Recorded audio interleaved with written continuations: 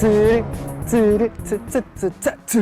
we're looking at the BMW M6 with its one-of-a-kind, naturally aspirated V10 engine. It is also known as a Grand Tourer. And what that means, it's got a very smooth ride, it's got all the creature comforts and all the base tech of its day and age, back in 2006. Still competes quite a bit with the modern day cars. But once you hit that M button, it is like the entire Shark Squad is unleashed in the speed of beauty and destructive power of butch chains, power and grunt of beastly tower rerun. I'm Charles Xavier, and I'm gonna tell you why this, yes, all of this, is your most possible next dream machine. The E85 naturally aspirated V10 engine is considered an engineering achievement, and that's especially true when you consider the Formula One knowledge that's gone into developing it. Its exclusivity is even more pronounced, considering the fact that this is the only V10 BMW has ever produced, and most probably ever will. Peak power of 373 kilowatts is achieved as high as 7,250 RPM, and it redlines at 8,250 RPMs. That is a very high revving engine. Oh, and it loves that high, by the way.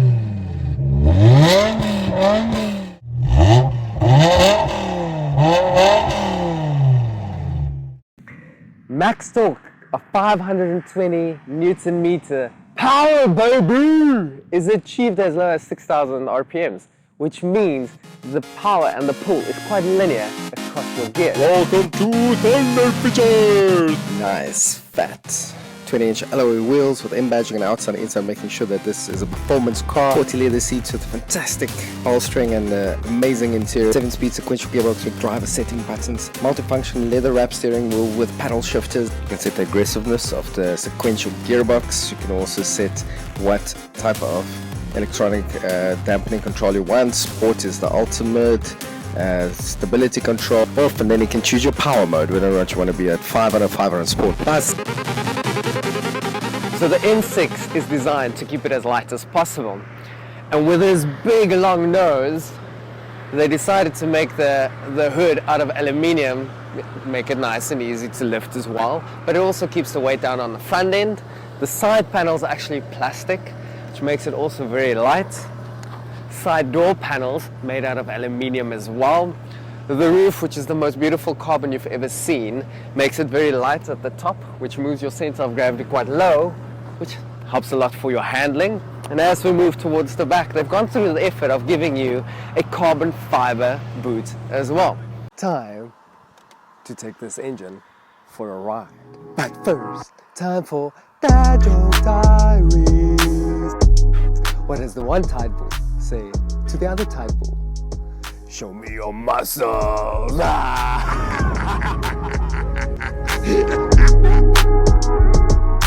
Just going to do some easy driving, feel what it should feel like in the GT feel, that Grand Tourer aesthetic. And then what we're going to do is we're going to be ballsy and hit the M button, so we can feel what the characteristic of the car is about and how it changes into that aggressive look and feel, and see if I can get you an idea of what it actually feels like when it goes into that space. Okay, so let's rock and roll.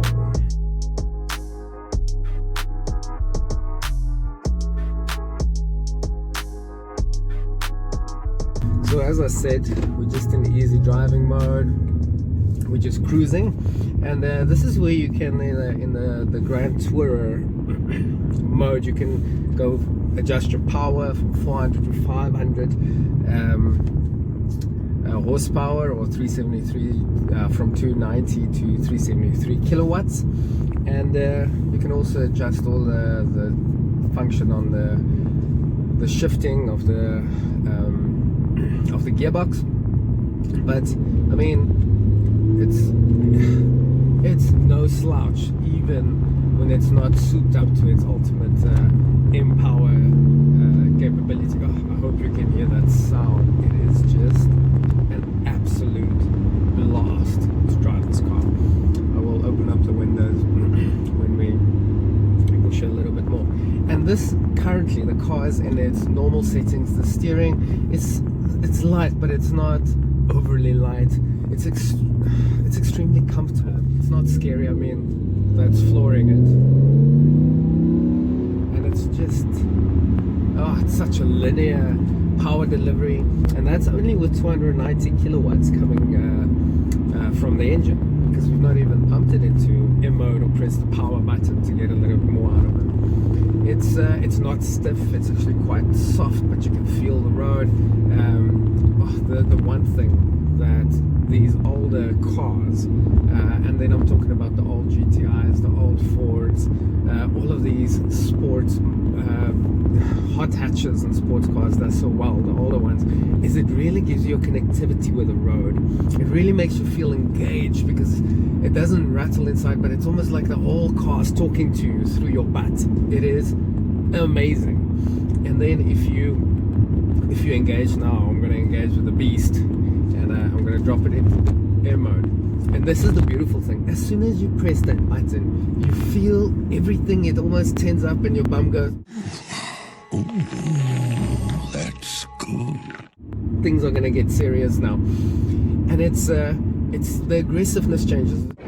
Just a bite! You hold together, mate! The tone of the engine lifts up a little bit. So I'm going to get the windows down and then listen to that.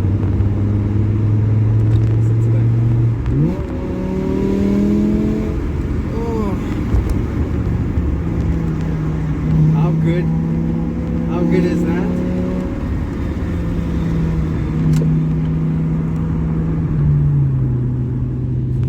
And the engine noises, not just outside the cabin, outside the car, but inside the cabin. It's just exhilarating. It just calls for you to engage and enjoy it. And I mean, but it's quite toned down, the lower rev range. I mean, 4,000, but only when you push it above the 5,000. That's when things start getting really serious. So the suspension stiffens up quite a bit. I feel the steering has also stiffened up a little bit. I also feel like I'm talking much faster, but I think it's because it's so exhilarating being inside this car. But let's see if you can hear that.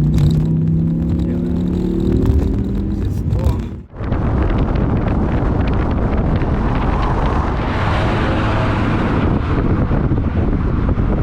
I'm just gonna put the M button off for a little while, and we'll just do a like easy drive.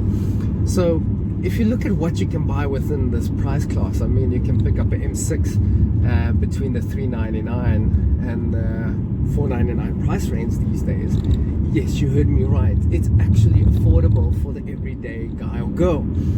And the reason why I say that is because what else you're going to shop in that class? You're going to shop the Golf R, you're going to shop the Ford Focus RS. By the way, if you have one, hit me up. I would love to drive that car. And then you've got, you know, your S3s, but none of these cars comes close to the power you get inside this M6.